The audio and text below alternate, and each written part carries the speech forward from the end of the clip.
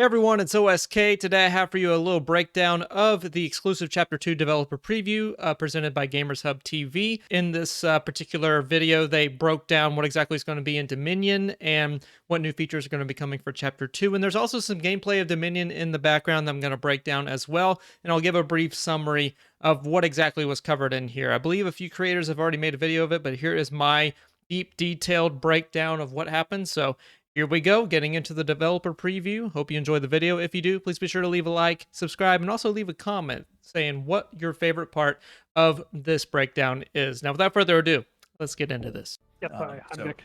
Good to meet you. We're really excited. Yeah, so Nick's going to be our pirate skin. By the way, I'm going to break down this particular still here. You can see, if I bring up my pin here, obviously this is a brand new outfit right here. We've never seen it before. It's also a progression outfit. So I believe this is a tier 5 of an outfit that you can unlock. You can also see the league symbol right here, indicating what rank everybody is. Nick Mudry apparently is rank number 8 in bronze, so take that into account. Also, you can see over here that we have apparently Brillstone clusters. I'm assuming that this is going to be a BR type thing for Chapter 2. You also have Ascending Flame Tier 1. And this is one of those elemental outfits that we saw very, very early on that's being rotated through the shop. You have to deal 7,500 damage with fire while wearing the Ascending Flame outfit. This is Tier 1, and that'll upgrade it to Tier 2, I'm assuming.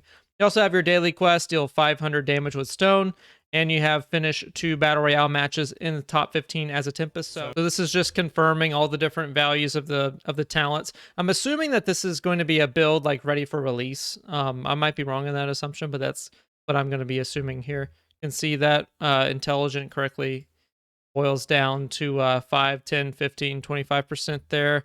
You have Spellslinger with its new sorcery cooldown values, pretty nice. You can see dexterity has this increased run speed. It has its levitation cost done. This actually has the mana recharge rate. There was a leak that I was granted access to very early on that didn't have the mana recharge rate in there, but this build of the game does. So that makes me think that this is going to be pretty much a one-to-one representation of what we're going to be seeing here in Chapter 2. Then your last page, yeah, all the values look like they're ending up be out of the game in the right place, or you just so that's good. To... Pyromancer, you can see that the class icons are actually the same, but in-game they're like changed up for some reason. But Pyromancer, you can see the direct hit still applies Ignite there. It's still the increased explosion radius. You can still fly through your flame walls, and it lasts for 2 seconds still. Pyrolysis is the same, and Conflag is the same. So Pyromancer is not touched at all in the balance, it looks like, so you don't have to worry about anything there. It doesn't show any other class, unfortunately. Now, this is a little bit weird. So you have your party, right? And it's going through a queue right now. By the way, the 7 friends online, I didn't notice this at first. 7 friends online is pretty nice little quality of life feature. But yeah, you go through a queue initially, and then you get dumped into this pregame lobby for whatever reason to like sort it even further, question mark. And then you're going to be dropped into the lobby at some point right at the end of that timer. Now, one thing I noticed is that whenever he drops into the game, it's actually at a different time than the rest of his friends. So I'm wondering if this is him just like wasting time in the actual in the shop, or if it's like an actual mechanic that you spawn in at different times. You can see this is the screenshot that we had from earlier. We have the sun, the moon, and the star points, or star zones, rather. And you can choose between the 3 different gauntlets you have. You'll always have a gauntlet phase, and you'll have a rune phase right after. You have 3 rerolls per game. So if you were to reroll right now, obviously you'd only have 2 for the rest of the game. These games don't look like they're going to be lasting very long. The max timer is 15 minutes, but this one ends in 10, but I want to see what the timing is on this real quick. Okay, so his respawn timeout just went off. So right here, he's just wasting time. Okay, so you can see his team's already up here. So this was a very big point that a lot of players were kind of concerned about, is that will you be respawning at different times and different places? No, this only happened because Mudry was slow, and it's just for the purposes of showing off the game. So you don't have to worry about that. You can see that each zone is going to be colored based on what team has control of it. I believe right now friendly teams are blue. I don't know if red and blue are like hard designations. The game could just make it to where you're always the blue team on your own point of view, and the enemy team always sees you as red. That's something to think about. Throws down his firewall. You can see 18 seconds right here. It's another thing that someone from Element actually pointed out to me. All sorcery vows are exactly the same as far as like their cooldown goes. So even if you have a common, if you have a legendary, it doesn't matter. Flame wall is always 15 seconds. It looks like they've changed that. So now the normal flame wall is 18 seconds. I believe everything is based off of the blue rarity. If you have a blue rarity, it's going to be just like your old baseline. And if you have better than that, then the cooldowns are even shorter. So that's going to be a big point going forward. This could be a potential strategy to go for, like the old 3-2 approach. You're probably going to see a whole lot of teams just rotate up to the neutral point and leave the back caps alone for the initial part. You definitely want to get at least 2 caps. That's very, very important because then you get double exile bonus. You can see, if I pause it real quick, it has 2 times the exile bonus. So every exile you get counts for 2 points instead of just 1. That's going to be very important for the meta. You can see here from exiling the Valguard, they actually drop some uncommon loot and some different runes, so it might save you a little bit of grief if you didn't get what you initially wanted in the in the shop. Looks like Firewall has a little bit of extra effects, also canceling out the Firewall, or Fireball rather, with Frost has a little bit of extra effects. You can see once you die, you have your boon points. Those are these purple crystals that you can get from either dying or doing enough damage to people. This will allow you to spend that boon at the shop. You always get one when you die, but if you can earn more, obviously that's better. You have the choice between upgrading your gauntlets, upgrading your runes, or later on it'll show that you can actually spend this on blessings, which will work for run speed, armor, and mana.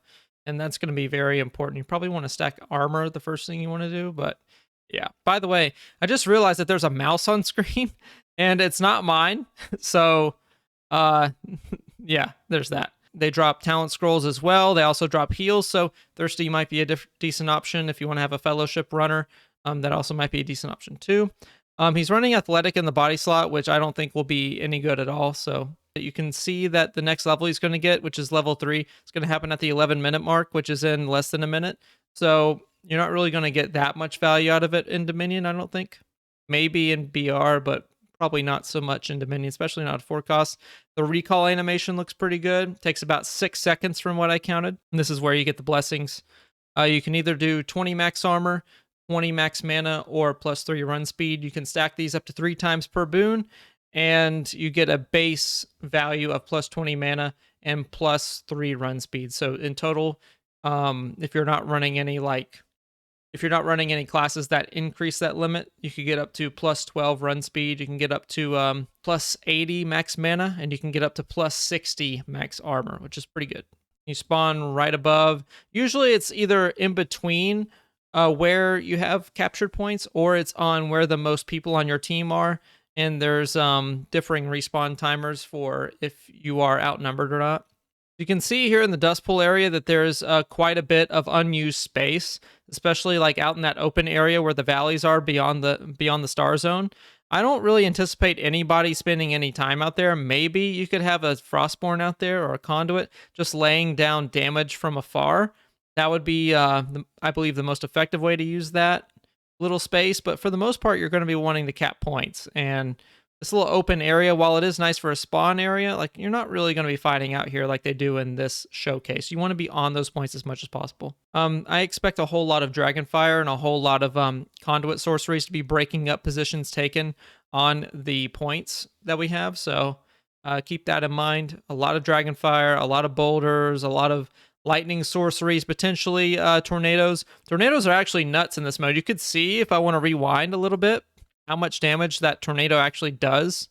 And the footage is a little bit skippy here and there, but look at this tornado. Like, it's crazy. He puts it right behind, right there, and that tick is just so fast. I don't know if y'all saw that, but like, look at this tick. It's like, I'm gonna try to count. Tick, tick, tick, tick, tick, tick, tick, tick, tick. Like, it's insane. Tornadoes are actually so powerful right now. So fire tornadoes, be on the lookout for those. Valguard can exile you with noodles, and they will show up on the exile feed, so there's no escaping that embarrassment. It's going to be dropping in yet again. These These drops I'm not really a big fan of. I would much prefer like we have actual spawn areas like cinematic that we had actually like had the ability to spawn in those little space Doritos that we see, the arcane rifts. Thaddeus was able to, so I don't know why you don't just enter that way instead of dropping in, but it is what it is. Also, you could see from the Valguard earlier on that they have about 35 health. Judging off of this, I don't know if you saw that either, but that toxic is coming from proletariat beef and it just soars over. So it looks like the range on the toxic slap hasn't been nerfed at all. This is probably the worst area to be towards the moon zone. Like you have high ground all around you, and this is just not great. Also, as you can see right there, he's just picked up a knowledge potion, and those now take a little bit longer to drink up. So knowledge potions confirmed still in the game. They just take longer to drink. As you can see, that target score is going to be climbing up. You get 1 point every 10 seconds as passive, and then that's multiplied by how many zones you have. So just like normal domination, the only difference is that exiles are multiplied as well. You know, it just shows how snowbally everything is. This little flat area. You're seeing that it could potentially be used as a flanking route, maybe if you have invis, but for the most part, I don't think anybody's going to be spending too much time in that flat area. All right, so it looks like it's 3 seconds to drink that knowledge potion. So keep that in mind. 3 seconds for knowledge potions.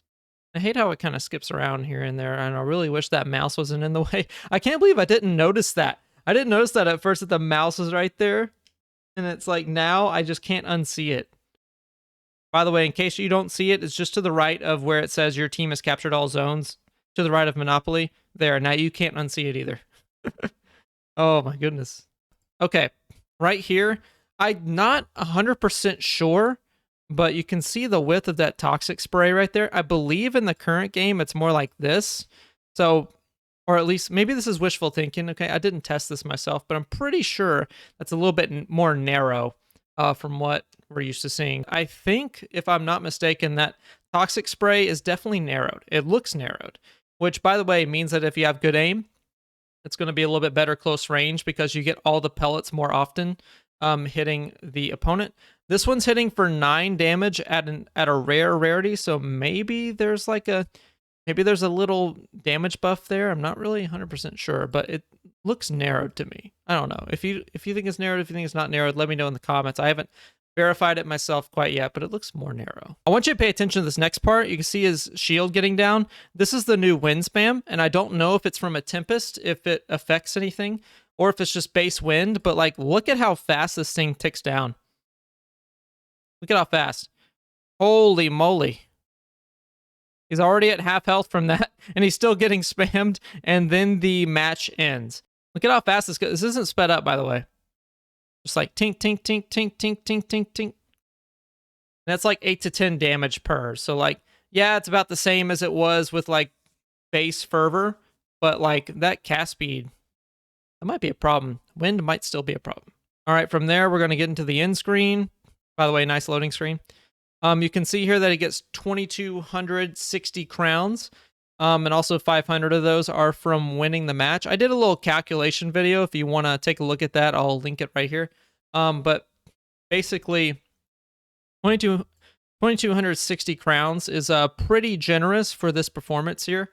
I believe that Dan Ogles or Jesse on the subreddit, whenever a question was asked about it, said that an average game would be 1,500 crowns, and then a better than average game would be like 2,500, and then it will go up to a max of 6K, but it looks like in this particular tier, we know that there are going to be extra accolades that players can get in the lower tiers like bronze and silver, and then those are removed in gold. So this might be an inflated number, but if 2,000, for example, is this easy to come by, then you're probably going to get a lot of players that are grinding through bronze and silver pretty quickly. You can see what he did to get that 2260. By the way, this will also let you know that Accolade League points and Accolade XP are completely different values. I don't know if they change it from the I don't know if they change like the actual score that you get or the actual XP that you get from what the current game is. I know that whenever I went like 20 kills or 20 exiles and 10 assists in a Clash game, it gave me like 2035 XP or 2045, something like that. So that might translate to something like I don't know, 3,000 league points, 4,000 league points if all these accolades are done. But you can see like there's winner, pain train, lone wolf, monopoly, laying claim, settler, like there's all these different things. But in terms of like his performance against other players, he had 2 exiles and 4 assists, and that got him 2,260 crowns. So you might want to think about like, you know, if you're a reasonably good player, if you're like I'm obviously well above average at this game because I've been playing it for so long, at least compared to the rest of the player base. So like I'm not the best or anything or like really competitive, but like I'm very highly above average. I'm high content creator level, all right? So if I can drop 20 exiles or like 10 to 20 exiles in a Dominion game, I'll wonder like how much league points I'm going to get out of that. I might even get like 3,000 or 4,000 at the new UI. It looks like they're going back to a prologue related design. I like the other design a little bit better, but we see this chick again. And this is the first look at the progression outfits. You can see that this has a little indicator of tier 5 of 5. So Firebrand Corsair is definitely a progression outfit. And anything outlined in this teal outline is going to be a progression outfit. This is obviously like tier 3. I believe that these are tier 1s. This is a tier 2. I believe this is a tier 2 as well. And then this would be like an ascended form. It looks like they go up quite a bit, but yeah. I think the last little bit of information that we get is this daily quest system. Now, very, very nice quality of life for the daily quest system is that you get this little reroll thing and you get a track. The reroll here is huge because I can't tell you how many times I've been asked to play a class that I don't really want to play. Like I think one of the challenges I used to have was like restore 500 armor with the stone skin ability. You can only get up to 20 at a time, and I never really drop that low in armor whenever I'm playing Stone Shaper. So yeah, it took a while. I believe that I had that quest on day 1, and it took me until like week 11 to finally play Stone Shaper and just get it out of the way. But now if you don't want to play that, you can just re-roll. You can also track it in game. You know, I don't really know like how effective the tracking thing is going to be, but I guess we'll see. But yeah, that's going to be my breakdown for this exclusive Chapter 2 developer preview.